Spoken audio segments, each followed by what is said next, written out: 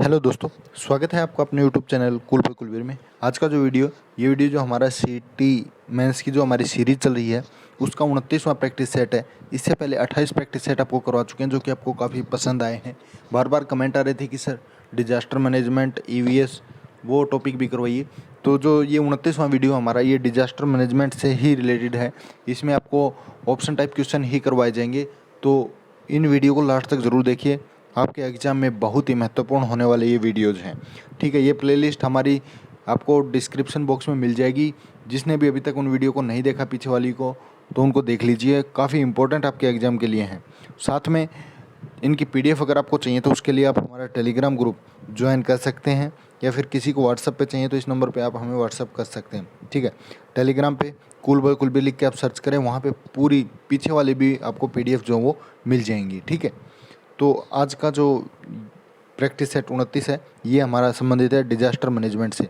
इसमें आपको सारे क्वेश्चन करवाए जाएंगे डिजास्टर मैनेजमेंट से रिलेटेड, सारे नहीं पार्ट वाइज चलेंगे।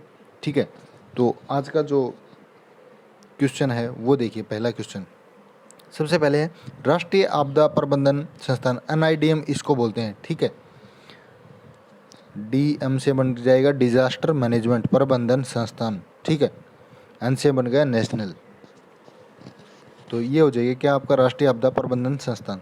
तो इसकी जो स्थापना है वो कब की गई थी? इसकी स्थापना की गई दोस्तों 14 अगस्त 2004 को। इम्पोर्टेंट है, याद रखना है। सबसे पहला क्वेश्चन यही बनता है। तो यहाँ पे देखिए, भारतीय गृह मंत्री ने 14 अगस्त 2004 को राष्ट्रीय आपदा प्रबंधन संस्थान खोला। NIDM भारत में एक संस्थान है जो प्राकृतिक और कृत्रिम आपदाओं से निपटने के लिए प्रशिक्षण और विकास कार्यक्रम प्रदान करता है। ये राष्ट्रीय और क्षेत्रीय स्तर पर होता है। त्रासदी से निपटने के लिए भारत सरकार ने इसे आपदा प्रबंधन अधिनियम 2005 के तहत एक डीम्ड विश्वविद्यालय और शिक्षण और अध्ययन संस्थान के रूप में स्थापित किया है। तो पहली बात है, जो NIDM है इसकी स्थापना हुई 14 अगस्त 2004 को। ठीक है, उसके बाद नेक्स्ट देखिए, जो राष्ट्रीय आपदा प्रबंधन संस्थान है NIDM इस किस शहर में स्थित है? तो ये आपका नई दिल्ली के अंदर है दोस्तों। कहाँ पे है? नई दिल्ली के अंदर। नई दिल्ली भारत राष्ट्रीय आपदा प्रबंधन संस्थान का घर है। इसका संक्षिप्त नाम है NIDM। ठीक है, और यह भारत में प्राकृतिक और कृत्रिम आपदाओं से निपटने और प्रबंधन के लिए जिम्मेदार है। ये राष्ट्रीय और क्षेत्रीय स्तर पर भी होता है। ठीक है, उसके बाद नेक्स्ट देखिए, भूकंप की कौन सी तरंग पृथ्वी की सतह पर रोलिंग प्रभाव उत्पन्न करती है? जो रोलिंग प्रभाव है उसके द्वारा उत्पन्न होती हैं। तो कौन सी ऐसी तरंगें हैं? तो ये आपकी हैं S तरंग। ऑप्शन सी देखिए, S जो लहर है आपकी, ये क्या करती हैं? रोलिंग प्रभाव द्वारा उत्पन्न होती हैं। यहाँ पे पढ़ लीजिए, ठोस जमीन के नीचे भूकंप द्वारा निर्मित सतही तरंगों में से एक S तरंग है। ठीक है, जिसे कतरनी तरंग या द्वितीयक तरंग के रूप में भी जाना जाता है। इन तरंगों ने दूसरी बार सिस्मोग्राफ, भूकंप को मापने की इकाई है सिस्मोग्राफ, तरंगों का रिकॉर्ड करने के लिए इस्तेमाल किया जाने वाला उपकरण है, को प्रभावित किया है, क्योंकि इसकी गति तरंग प्रसार की दिशा के लंबवत होती है। इसे अनुप्रस्थ तरंग भी कहा जाता है। ठीक है, इंपॉर्टेंट है। एक ही क्वेश्चन से कितने क्वेश्चन यहाँ पे बन रहे हैं, इसीलिए आपके लिए वीडियो लेके आते हैं। तो इन वीडियो को आपने शेयर भी करना है और चैनल के साथ नए जुड़े तो सब्सक्राइब भी कर लेना है। ठीक है, उसके बाद है निम्नलिखित में से कौन सा जंगल की आग के खतरों के सामान्य कारक हैं? तो ये देखिए, ज्वालामुखी का विस्फोट बिल्कुल सही है। एल नीनो ये भी सही है। ज्वालामुखी, बिजली और गड़बड़ाहट ये भी सही है। तो उपरोक्त सभी जो है इसका सही आंसर हो जाएगा। यहाँ पे पढ़ लीजिए, अब जंगल में खतरनाक जंगल की आग के कारण होने वाले खतरों को जंगल की आग के खतरों के रूप में जाना जाता है। झाड़ियाँ, पेड़, पत्ती, कूड़े, घास, शाकाहारी आदि को जलाना। जंगल की आग के खबरों में ज्वालामुखी विस्फोट, एल नीनो, ज्वालामुखी, बिजली और गर्जना, एक प्रज्वलन स्रोत का विस्फोट और अत्यधिक गर्मी शामिल है। ठीक है दोस्तों, उसके बाद भारत का कुल चक्रवात संभावित क्षेत्र कितना है? तो ये आपका 8%। कुल कितना है? 8%।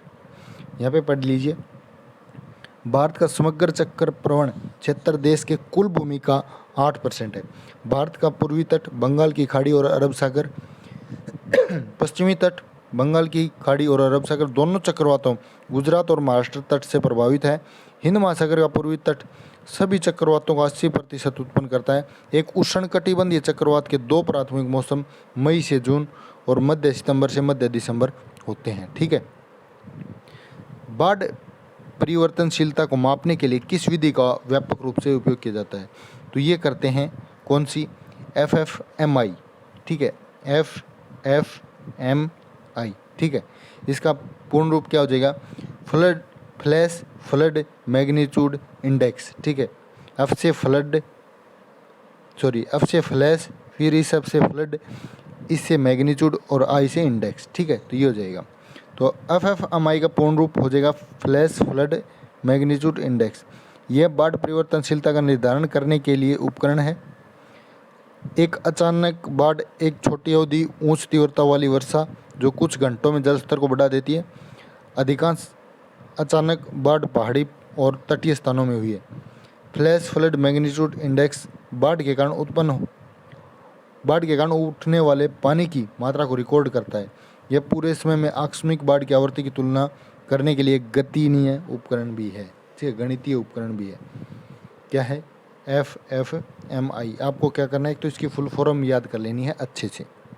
उसके बाद डिजास्टर रिकवरी प्रक्रिया में कितने चरण होते हैं? तो ये होते हैं आपके 5 चरण दोस्तों, ठीक है।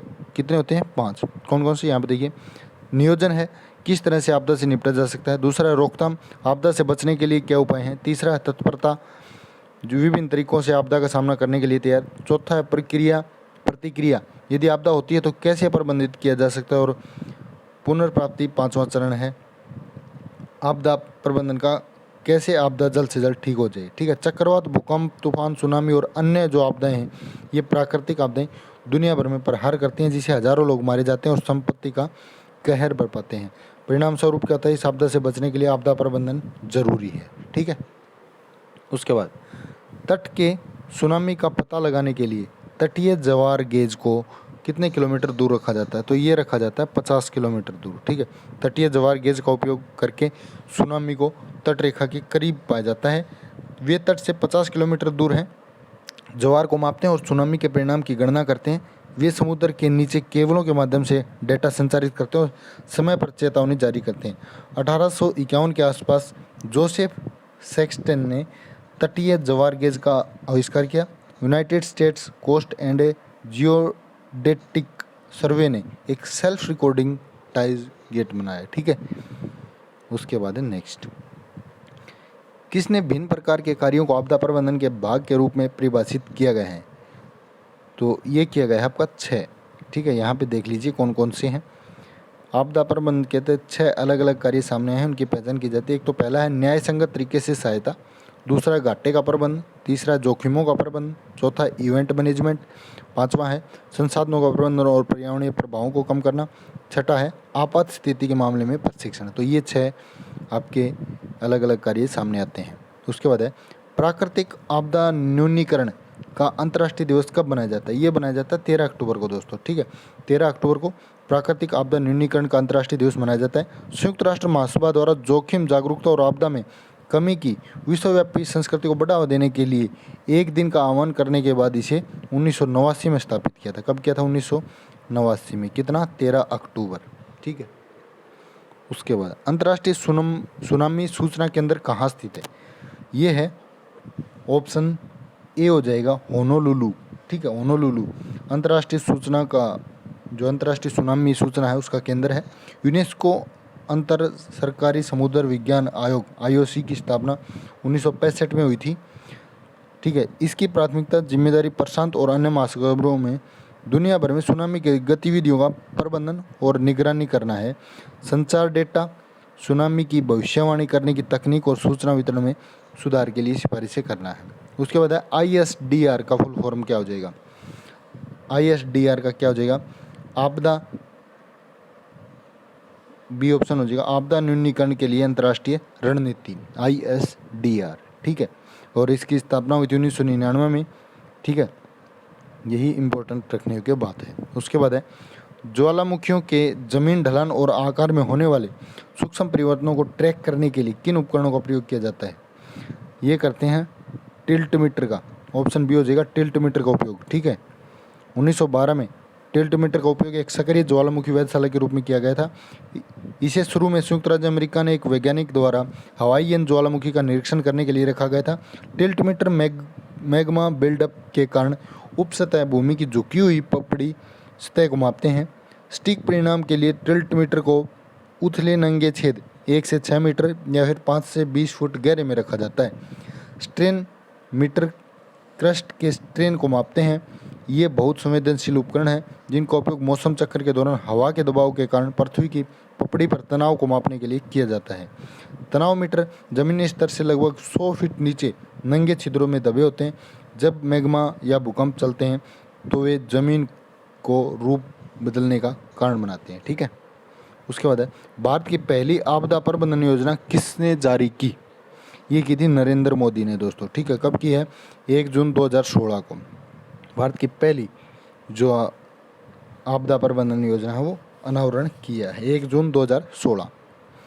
भारतीय मौसम विज्ञान विभाग IMD जिसको बोलते हैं, ठीक है, किस गति से हवा चलने पर किस तूफान को सुपर साइक्लोन के रूप में वर्गीकृत करता है? तो 220 किलोमीटर से ऊपर वाली हवा को। ठीक है, 220 से 260। उसके बाद आज का लास्ट क्वेश्चन है, निम्नलिखित में से कौन सी एक प्राकृतिक आपदा नहीं है? इनमें से बात करें, देखिए ज्वालामुखी विस्फोट तो है ही, बाढ़ भी है, बुझाना जो है ये नहीं, आपकी सुनामी तो है ही। ठीक है, तो ब्लो आउट शब्द है कि बुझाना की ब्लो आउट एक खतरनाक परिदृश्य आपदा को संदर्भित करता है। इसका अर्थ केवल एक जीवन धमकी देने वाली स्थिति पर काबू पाना है। वाक्यांश ब्लो आउट का अर्थ है जब व्यक्ति और सरकारें किसी खतरनाक स्थिति से निपट सकती हैं या बिना किसी की जान गंवाए आपदा से उबर सकती हैं। उदाहरण के लिए मौसम के पूर्वानुमान स्थिति को बढ़ा चढ़ाकर पेश करने के लिए चक्रवात, बंटदर, भीषण बारिश, मौसम परिवर्तन आदि की चेतावनी देते हैं। ठीक है, तो ये था आज का वीडियो। कैसा लगा कमेंट करके ज़रूर बताएं। वीडियो को ज़्यादा से ज़्यादा शेयर करें। आपके लिए सारे टॉपिक यहाँ पे कवर करवा दी जाएंगे। चैनल के साथ बने रहें। इनकी PDF भी आपको अवेलेबल करा दी जाएगी। वीडियो देखें एक बार पूरा, फिर उसके बाद PDF डाउनलोड करें वहाँ से, फिर आपका जो तैयारी है वो बहुत अच्छी हो जाएगी। ठीक है, तो आपका इस वीडियो को यहाँ तक देखने के लिए धन्यवाद।